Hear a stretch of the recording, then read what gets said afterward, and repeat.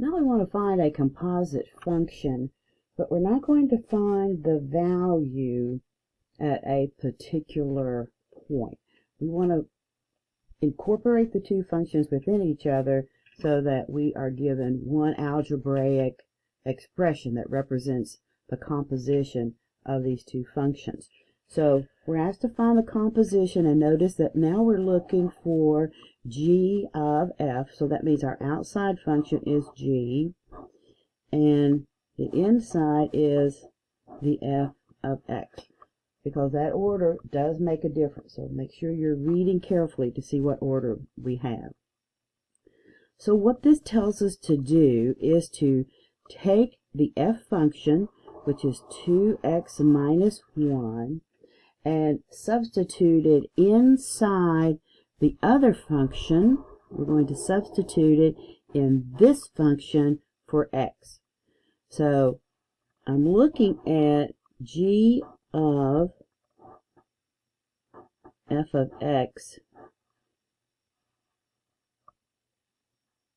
So that will be, remember that my g function was an x squared, so I substitute 2x minus 1 in for my x. Since my x was squared in my g function, I'm squaring the substitution that I made, and then I had plus 1 .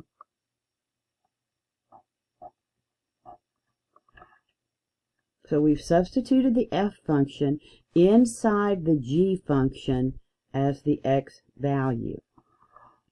So now what we want to do is simplify. Well, remember that 2x minus 1 squared means 2x minus 1 times itself.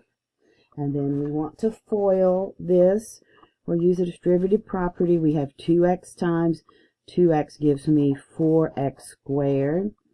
2x times negative 1 is negative 2x.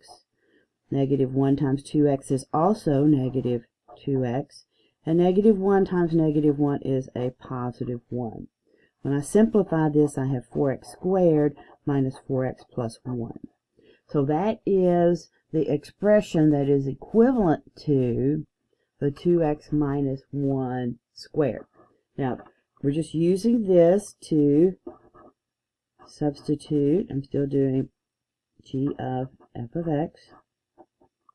But now instead of having 2x minus 1 quantity squared, I have 4x squared minus 4x plus 1. And this all comes from that. Don't forget that you still have the plus 1 that was part of the g function. Simplifying this, my g of f, I'll write it as composition. G composed with f of x is 4x squared minus 4x plus 2. Now, if we had other questions about this, for example, if we wanted to find the value of g of f of x at 3, we could use this and substitute 3 in there, if that was a question.